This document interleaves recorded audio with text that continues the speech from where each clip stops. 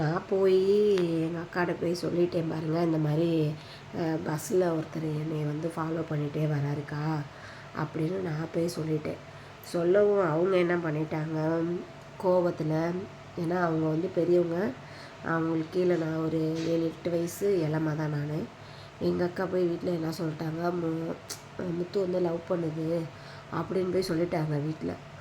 எங்கள் வீட்லையா சரியான கோவம், இதை வேலைக்கு அனுப்புனது தப்பு, அனுப்புனனால தானே இது இப்படிலாம் பண்ணிருச்சுன்னு சொல்லிட்டு ஒரே சத்தம் பாருங்க. என்கிட்ட கேட்கவே இல்லை.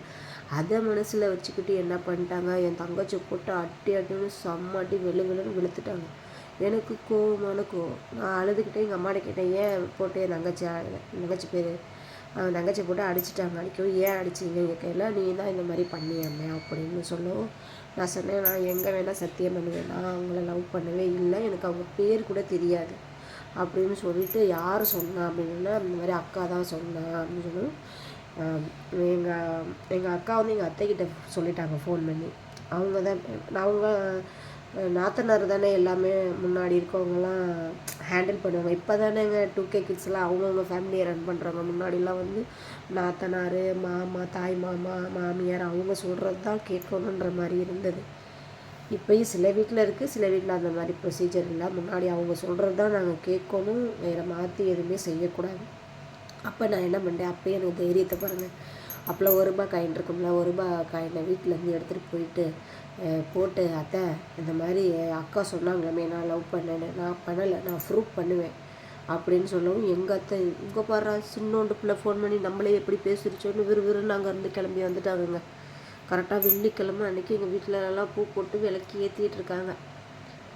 என்ன நீ ஃபோன் பண்ணி நான் லவ் பண்ணலை அப்படின்னு சொல்லிட்டு என்கிட்டே வேகமாக பேசுகிற அப்படின்னு சொல்லுங்க. எனக்கு வந்துச்சு பாருங்க. அவங்க விளக்கு எரிஞ்சிட்டு இருக்கும்போது விளக்கு மேலே சத்தியம் பண்ணிட்டேன், இந்த விளக்கு மேலே சத்தியமாக நான் வந்து லவ் பண்ணலை, எனக்கு தெரியாது, அவங்க யாருன்னே எனக்கு தெரியாது அப்படின்னு நான் சொன்னேன்ல. எங்கள் வீட்டில் எல்லாமே நம்பிட்டாங்க.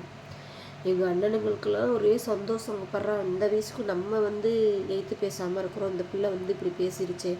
அதான் எனக்கு எப்படி நீ பேசுகிறேங்கிட்டாங்க. நான் உண்மையை நான் பொய் பேசலை, நான் தைரியமாக உண்மை இருக்கனால நான் ஓப்பனாக பேசினேன் அப்படின்னு சொல்லவும் எங்கள் அத்தை கோவமாக எந்திரிச்சு போயிட்டாங்க. எங்கள் அண்ணனுங்களுக்கெல்லாம் ஒரே சிரிப்பு நான் இப்படி பேசுவேன்.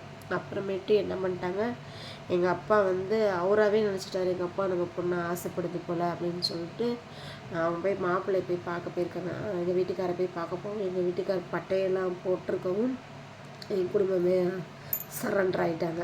எங்கள் வீட்டுக்காரை பார்த்தோன்னே பிடிச்சிருச்சு. சரி நீங்கள் வீட்டுக்கு வாங்க பேசிக்கலாம் அப்படின்னு சொல்லவும் வீட்டுக்கு பொண்ணு பார்க்க வந்தாங்க. அப்போதைக்கு வந்து சொல்லிட்டாங்க, எங்கள் வீட்டுக்காராக வந்து பொண்ணு கேட்கவும், நாங்கள் வந்து கஷ்டப்படுற ஃபேமிலிங்க, எங்களால் நகை போட முடியாது, எங்களுக்கு எந்த ஒரு இதுவும் இல்லைன்னு எங்கள் வீட்டுக்காரர் இதான் சாக்குன்னு கட்டுறதுக்காக எனக்கு வந்து எங்கள் வீட்டுக்காருக்கு எனக்கு 2 வயசு வித்தியாசம். 18, அவருக்கு வந்து 20 வயசு அவருக்கு.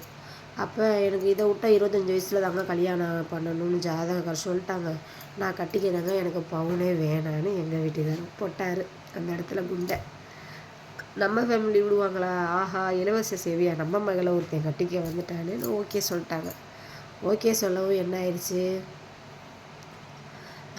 ஓகே சொல்லவும் கல்யாணம் ஒரு வழியாக ஃபிக்ஸ் ஆகி திருச்சி பூலகநாதர் கோயிலில் கல்யாணம் ஆச்சு. இப்படி தாங்க எங்கள் கல்யாணம் வந்து முடிஞ்சிச்சு நல்லபடியாக. இதுதாங்க என்னோடய ஸ்டோரி. உங்களுக்கு பிடிச்சிருந்தால் லைக் பண்ணுங்கள், சப்ஸ்கிரைப் பண்ணுங்கள், சப்போர்ட் பண்ணுங்கள், கமெண்ட் பண்ணுங்கள்.